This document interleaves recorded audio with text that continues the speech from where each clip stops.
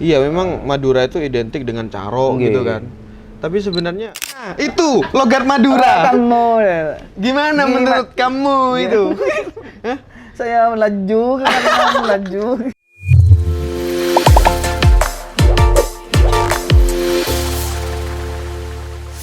Kamu tentang kemaduraan itu tahu banyak ya?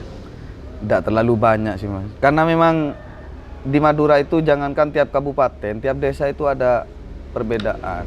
Iya, Makanya perbedaan.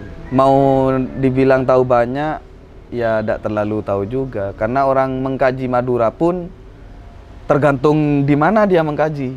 Ada yang mengkaji di daerah Sumeneb. Ketika dibaca oleh orang luar Madura, mereka melihat Madura seakan-akan melihat Madura secara keseluruhan. Padahal Sumeneb. Hanya Sumeneb gitu ya. Kan yang sering mengkaji, misalnya ada dari luar negeri, itu di Sumeneb lokasi mengkajinya. Nah, ini kalau menurut saya ya, kamu itu kayak lebih kental banget Maduranya. Dan kamu bangga sekali menjadi anak Madura. Anak milenial Madura lah bahasanya. Kan kamu masih muda kan? Enggak, Mas. Saking wajah muda. Tua. Jadi dari keahlian kamu menulis dan kamu itu sedikit banyak mengetahui tentang Madura seperti apa, tentang akhlaknya Madura, tentang bahasanya Madura. Apa kamu nggak pengen buat novel yang berbau-bau Madura seperti itu? Sekarang sudah mulai banyak menentang mas dari penulis-penulis muda Madura.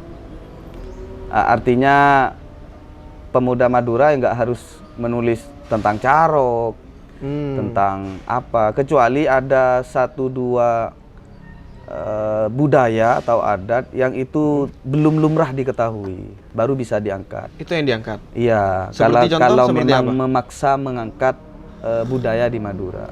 Seperti contoh misalnya budaya tentang ini mas, rokat. Apa itu rokat? Rokat itu kenduri laut. Apa sih? Kalau di Banyuwangi ada selamatan petik laut. Di Madura istilahnya rokat. Saya pernah nulis tentang rokat Tasik itu, bahwa memang ada potensi ekonomi di sana, juga ada potensi budaya dan lain semacamnya. Kalau cuma masalah carok, masalah itu kan udah lumrah kerapan, ya. Dan bahkan penulis-penulis muda Madura sudah menjauhi diksi-diksi darah, mas. Itu sudah mulai menjauhi. Sudah nggak zaman lagi Madura cuma membicarakan darah, celurit. Iya, memang Madura itu identik dengan caro gitu kan. Tapi sebenarnya kalau menurut saya ya, bagi saya, penulis itu penting untuk menunjukkan bagaimana rasnya itu, kan seperti itu. Kayak Laskar Pelangi itu aja ya. Laskar Pelangi itu kan menunjukkan apa itu? Kehidupan anak-anak di Belitung. Anak-anak Belitung ya? Belitung. Bangka Belitung. Itu kan bagus seperti itu. Kenapa orang Madura ini, penulisnya ini kok tidak pernah mengungkit masalah di pendidikan di Madura. Pendidikan di Madura seperti apa? Kisah percintaan di Madura. Nah, itu kan. Berarti asmara di Madura itu sangat kental. Tapi kenapa yang dibahas masalah carok? Nah, itu. Itu sudut pandangnya terlalu kecil kalau menurut saya ya. Menurut saya juga karena ingin terlihat superior, mas. Gitu. Biar terlihat angker, biar terlihat orang yang ditakuti kayak gitu. Jadi yang dibahas carok. Maka saya pernah negor seorang teman di pondok dulu. Teman itu bicara tentang kebengisan orang Madura dalam tanda kutip beleter atau ya bahasa Maduranya beleter. Jadi misalnya ada yang kemudian ada yang ya carok dan lain semacamnya, pertengkaran intinya Jadi saya bilang ke teman itu, sampean kalau gini terus cerita ke teman-teman yang dari Jakarta, dari Sumatera, dari mana-mana pun, ini mereka nggak bakalan main ke Madura. Gimana mereka mau main ke Madura kalau kamu menceritakan kengerian-kengeriannya? Padahal nggak semua loh. main ke rumah saya lo nggak pernah kelihatan orang Carok. carok. Nenteng celurit itu cuma mau ngarit, Mas. Mau ngarit. Nggih. Terus cari sapi gitu ya, untuk makannya sapi gitu. Nggih. Nah, itu yang diceritakan hal-hal yang kayak Tapi gitu. memang Madura, ketika orang itu mendengar Madura, dia itu langsung tergambar carok. Iya karena Kekerasan. memang karena memang dideskripsikan sendiri oleh orang Maduranya. Sebenarnya ini misi buat kamu sebagai penulis. Mas. Nah, Bagaimana sekiranya Madura ini memang terlihat yang memang sebenarnya sekarang ini, nggih. yaitu akhlaknya yang bagus, yang kan bagus. kayak gitu kan. Terus Asmaranya. asmaranya yang luar biasa. rumit lah. Apa gimana? Iya rumit, Mas. Rumit ya. Karena ada sebagian kawasan yang Sudah bertunangan sejak baru lahir. baru lahir sudah bertunangan. Itu bagus dibuat novel. Iya. Tapi ternyata adat kayak gitu juga banyak di daerah lain, bukan cuma di Tapi Madura. bagi saya ya, penulis itu pencetak sejarah.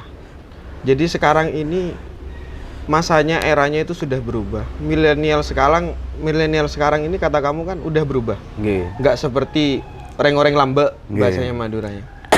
Akhlaknya sudah menurun dan yang lainnya udah agak menurun. Nah, itu bagi saya misi bagi penulis untuk mengabadikan bagaimana bagusnya Madura. Nggih. Bagi saya seperti itu. Kayak contoh saja penulis ini ya, memang yang megang sejarah di Islam saja tanpa penulis kita tidak mungkin bisa merasakan bagaimana Ilmu kesulitannya, iya. Oh iya. kesulitannya perang, terus ilmu. Oh, nggih. Itu kan dari sejarah Kita bisa orang-orang yang tahu, menulis. nggih. Emang dalam Islam kan kayak butuh banget sebagai orang penulis itu kan. Nggih, Mas. Karena mencatat sejarah, mencatat tragedi, keadaan dan ilmu-ilmu tentunya. Terus kamu nggak pengen ngajak teman-teman milenial itu untuk cinta menulis? Kalau sekarang gimana, Mas ya? Mau ngajak hal-hal seperti itu aslinya sudah ada medianya sih, Mas. Ah iya. Facebook terutama. Itu tempat terbaik karena mini blog. Facebook itu mini blog untuk menulis. Twitter? Enggak. Kalau Twitter terlalu space katanya terlalu sedikit. Kalau Facebook kan bisa panjang. Oh, iya. Dan tidak harus ada foto. Kalau Instagram kan harus ada foto baru dikasih caption. Kalau memang ke sana. Dan saya juga jarang mengajak orang untuk ayo cinta menulis, ayo menulis. Kayak Kenapa gitu. kok seperti itu? Saya lebih suka mengajak mereka membaca. Oh iya. Lebih baik perbanyak gizinya dulu. Dari dia suka membaca, dia pasti ingin menulis. Nggih, karena ingin menumpahkan apa yang ada di pikirannya. Karena sudah punya ilmu. Kalau menulis tapi dia nggak suka baca ya akhirnya cuma curhat itu, Mas. Akhirnya. Tulisannya jelek. Nggih, karena nggak tahu. Kan enak, kamu nanti bakal mencaci orang-orang seperti itu. Spesialisasi pencacian lagi. Kamu sakit banget loh, Min, kalau nyaci. Bener. Masa, Mas? Iya bener. Sampai yang dulu saya bilang jelek itu Sampai sekarang masih sakit. Kadang saya sampai punya niatan gini. Saya enggak ya. Mohon kok Andi tulisan bagus, saya enggak kayak gini. Loh, saya pernah muji loh, Mas, yang bagus itu, Mas. Kapan? Ada, Mas. Enggak ada Cerpen tulisan sampean saya itu yang bagus kayaknya. Ada, Mas, yang tentang membunuh itu. Oh iya. Iya. Iya, Itu iya. perubahannya menurut saya sudah sangat di luar kebiasaan sampean di dalam menulis cerpen. Iya, saya memang pertamanya Loh, cinta. kok sampai kayak gininya, Mas? Luar biasa kan yang cerpen itu. Kamu belum tahu ya, saya punya cerpen tentang pengeboman. Nah, Pembajakan pesawat loh, beneran loh. Jadi waktu itu Mission saya Impossible. Iya. Akhirnya gimana itu, Mas, cerpennya? Akhirnya jadi Jadi? dan seru. Waktu itu ketika saya baca lagi tuh kayak asik. Oh, Emang gitu. seneng. Nah, diendapkan dulu, nanti juga kalau ada lagi nulis lagi. Kalau cerpen, Bin, saya itu enak gitu. Nggih. Ya berarti novel ini nggak bisa mending saya. fokus di itu, Mas. Mending fokus di cerpen. Cerpen saja. Nggih. Karena ya kalau memang orang itu fokusnya di cerpen pindah ke novel itu memang kesulitan. Karena kalau di novel itu kadang tantangannya harus menjelaskan secara detil. Ya baik keadaannya, Iya. alurnya, dan harus tebal. Tapi kalau saya itu kayak dihantui dengan gimana sekiranya yang tebal. Oh enggak. Itu yang saya ingin membuang itu. Soalnya kan kalau kayak kamu mungkin ya, Enggak. yang buat novel lead, itu kamu kan nggak mungkin punya pemikiran gimana sekiranya tebal kan. Enggak. Tapi gimana sekiranya novel ini Selesai. ceritanya selesai sampai akhir, Nggih. ada ending kan Nggih. gitu. Entah itu banyak atau dikit ya terserah. Terserah. Tapi kalau saya enggak, masih dihantui sama kayak gitu. Enggak, perfeksionis mungkin. Iya, memang Nggih. saya perfeksionis. Enggak ya. Idealis. Lain idealis. Nggak sampai diktator kan. Lain lagi kalau sudah jenengan mengikuti hiruk pikuk di dunia tulisan, itu malah semakin down nanti mas. Saya pernah ketika suatu waktu mengikuti hiruk pikuk di dunia tulisan itu, dan akhirnya down, dan akhirnya untuk menulis takut, untuk jangankan menulis karya, menulis status itu saya takut. Karena di hiruk pikuk itu bukan hanya masalah kualitas bagus jeleknya tulisan yang dibahas. Bahkan ada yang membahas ngapain nulis buku. Ngapain nulis buku? Kalau karya kamu jelek itu ngapain kamu tulis? Iya. Kalau kamu tahu karya kamu jelek, ngapain kamu tulis? Ada lagi bahkan misalnya kalau di ranah sastra, di ranah novel atau cerpen atau puisi, itu ada yang karya sastra, ada yang karya pop. Ini yang karya pop benar-benar dihabisi sama karya sastra, dikritik habis-habisan. Karya murahan, apa dan lain semacamnya. Kayak Tenlit gitu ya. Enggak, kayak Tenlit sudah gak masuk itu ke orang-orang sastra mas. Tenlit itu ya. Tenlit sudah gak Ya, masuk. Jelek gitu. Sudah sangat jelek. Karena iya nanti yang dibawa misalnya masalah karena tidak ada hal besar yang dibawa di dalam kehidupan, atau iya karena kisahnya kisah gitu-gitu aja. Jadi dianggap tidak ada Perubahan lah. perubahan atau tidak ada manfaatnya. Mungkin kan kalau seperti karyanya Pram, Bumi Manusia itu dianggap ada, Iya. dianggap ada perubahan dan bisa melawan dengan tulisan. Kayak ngajarin dengan tulisan lah Nggih. bahasanya. Ngajarin milenial dengan tulisan. Sekalipun ternyata ketika dibuat film itu produsernya Hanung Bramantio oleh kritikus sastra dianggap salah memaknai karya Pram. Arti sebenarnya. Arti gitu ya? sebenarnya dari novel Bumi Manusia. Malah dianggap sebagai novel percintaan karena Jadi fokus ke ke romen ya? Anelis, nggih. Fokusnya ke Anelis.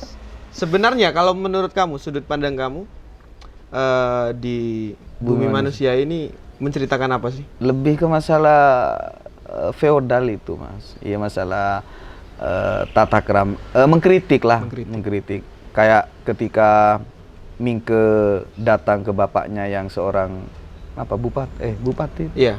Nggih. Kemudian sambil nunduk-nunduk, dianya nggak nunduk-nunduk gitu. Kayak lebih ke anu ya, perubahan milenial itu ya. Nggih, mau Adabnya membongkar sudah dogma dan kebiasaan-kebiasaan yang dianggap merendahkan manusia. manusia. Nggih. Kenapa kita harus nunduk-nunduk? Atau ketika mereka mau melawan pemikiran orang barat bahwa kita ini juga bisa. Iya. Jangan Tapi diselimuti dengan romen kan gitu. dengan romen. Kalau ini terakhir, penulis yang paling kamu sukai siapa? Indonesia. Indonesia. Penulis yang Favorit lah. penulis dulu, penulis Terserah. Terserah. Dulu, sekarang.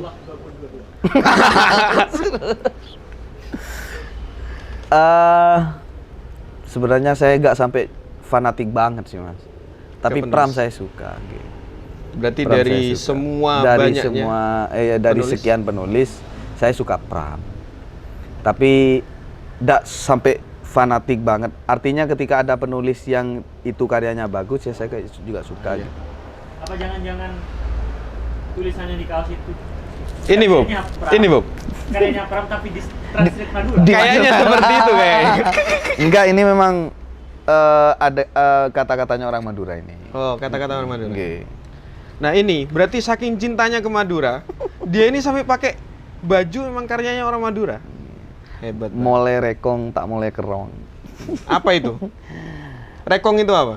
Rekong itu bingung, pusing, sumpek, pulang ke rumah sumpek, bingung, pusing. Tapi nggak pulang ke Rong. Kangen. Kangen. Ya. Masya Allah. Sastranya orang Madura ini sebenarnya, Aduh. wah, seleber. Selebeu. Selebeu. Jadi memang orang Madura ini guys itu banyak sekali. Guys. Sebenarnya penulis-penulis hebat itu banyak sekali sebenarnya. Tapi tertutupi dengan apa ya? Banyak seniman-seniman orang Madura Mas, termasuk Iya. yang voice overnya Penyu di Nemo itu. Oh iya. Nah itu logat Madura. Kamu Gimana menurut kamu itu? Hah? saya melaju karena melaju. Iya kok bisa penyunya Nemo itu pakai logat Madura? Karena ya? memang itu ternyata kawasannya di daerah Selat Madura, Mas. Oh penyunya itu. Iya, di Selat Madura. Ini Itu saya kamu bege, di bay atau Twitter, Mas. gimana? Di Twitter ada. Ternyata memang itu dari Australia, penyu Australia yang tersesat ke daerah Madura. apa sih? Selat Madura. Selat Madura. Oke, Selat Madura. Kan Nah. Australia di selatan kan, Mas. Itu tersesatnya ke sana. Terus setelah itu ketemu belajar. penyu Madura mungkin. Oh gitu. atau mungkin gimana intinya berbahasa Iya. Madura. Itu saya Iya. nemu di Twitter itu. Tapi kalau Twitter itu jangan buat hujah ya. Karena orang Twitter itu banyak mengada. Bahasa. Mungkin itu saja obrolan kita kali ini. Tentang apa itu, Mas?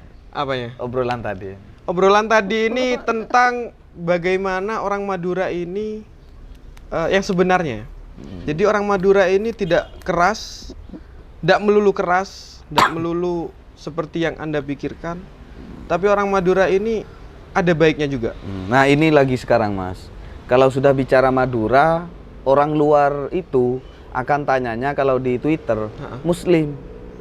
Nah, Yang disebut Muslim atau Pak Mahfud MD. ya, tidak seperti itu semuanya kalau menurut saya Padahal Muslim itu sudah lama ada di Surabaya. di Surabaya. Bahkan dia ya mungkin pengetahuan Maduranya di daerah dia sendiri di Madura, tidak sampai keseluruhan. Jadi jangan kita itu menilai satuan ras itu dengan individu.